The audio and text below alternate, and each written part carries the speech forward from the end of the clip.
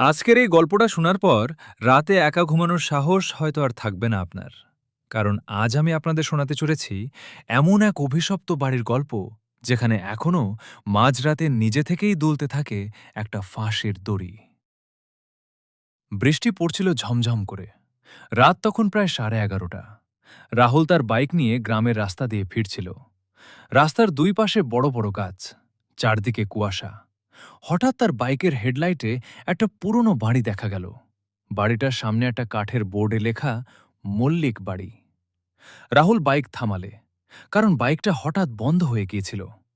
সে অনেকবার স্টার্ট দেওয়ার চেষ্টা করল, কিন্তু বাইক স্টার্ট নিল না। ঠিক তখনই দূর থেকে কারো কান্নার শব্দ ভেসে এলো। একটা মেয়ের গলা। ধীরে ধীরে ধীরে শব্দটা বাড়তে লাগল। রাহুল ভয় পেলেও কৌতূহল সামলাতে পারল না। সে বাড়িটার দিকে এগিয়ে গেল। পুরনো লোহার গেটটা ঠেলে খুলতেই কড় শব্দ হল। বাড়ির ভেতর অন্ধকার।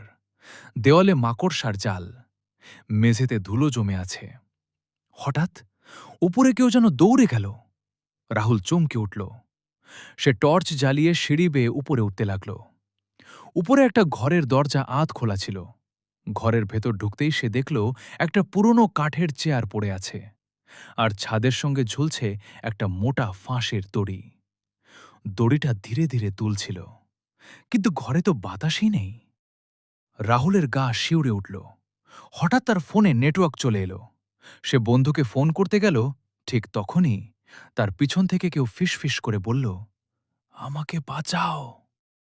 রাহুল ঘুরে দাঁড়াল, কিন্তু কেউ নেই। সে তাড়াতাড়ি ঘর থেকে বেরোতে গেল। দরজাটা হঠাৎ জোরে বন্ধ হয়ে গেল। দাম! রাহুল দরজা খোলার চেষ্টা করতে লাগল, কিন্তু দরজা খুলছিল না। তারপর ধীরে ধীরে ফাঁসের দড়িটা নড়তে শুরু করল। দড়িটা যেন নিজে থেকেই নিচে নামছিল। রাহুল ভয়ে পিছিয়ে গেল। হঠাৎ ঘরের এক কোণে একটা মেয়েকে দেখা গেল। সাদা শাড়ি, লম্বা চুল, মুখ দেখা যাচ্ছে না। মেয়েটা কাঁদছিল। রাহুল কাঁপা গলায় বলল, কে? মেয়েটা ধীরে ধীরে মুখ তুলল। তার চোখ দুটো সম্পূর্ণ কালো, আর গলায় গভীর দাগ। মেয়েটা বলল, ওরা আমাকে মেরে ঝুলিয়ে দিয়েছিল। রাহুল আতঙ্কে চিৎকার করে উঠল। মেয়েটা হঠাৎ অদৃশ্য হয়ে গেল। তারপর ঘরের চারদিক থেকে ফিস ফিস শব্দ আসতে লাগল। ফাঁসি, ফাঁসি, ফাঁসি! রাহুল কানে হাত দিল। হঠাৎ দেওয়ালে রক্ত দিয়ে লেখা দেখা গেল, এ বাড়ি থেকে কেউ বাঁচে না।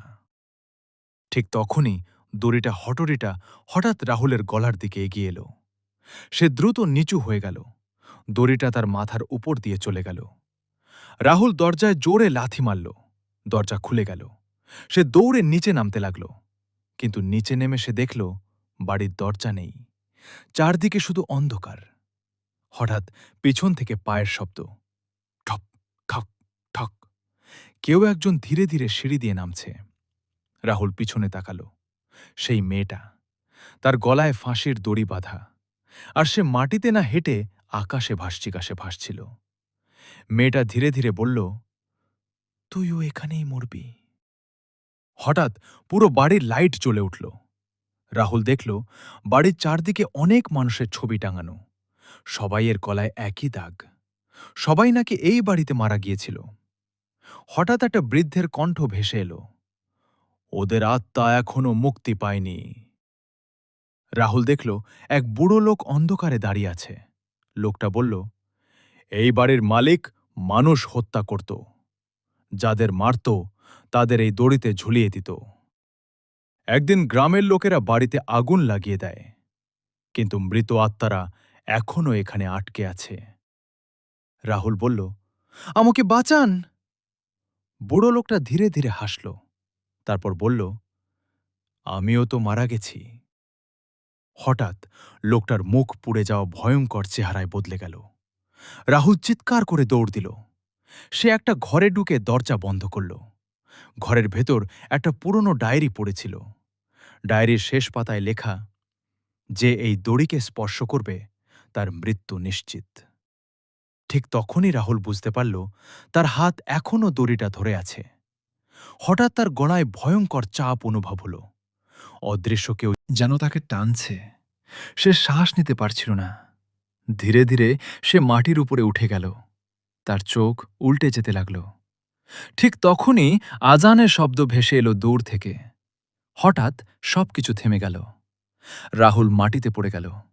সে দ্রুত উঠে দৌড়ে বাড়ি থেকে বেরিয়ে এলো। বাইরে তখন ভোর হয়ে গেছে। তার বাইক নিজে থেকে স্টার্ট হয়ে গেল। রাহুল আর এক মুহূর্তও দাঁড়াল না। সে দ্রুত সেখান থেকে চলে গেল। পরের দিন গ্রামের এক বৃদ্ধ তাকে বলল, ওই বাড়িতে আজ পর্যন্ত যারা গেছে তারা কেউ স্বাভাবিকভাবে ফেরেনি। রাহুল কাপা গলায় জিজ্ঞেস করল, সেখানে কি সত্যিই ভূত আছে? বৃদ্ধ লোকটা ধীরে ধীরে বলল, ভূত নয়, ওরা অপেক্ষা করে নতুন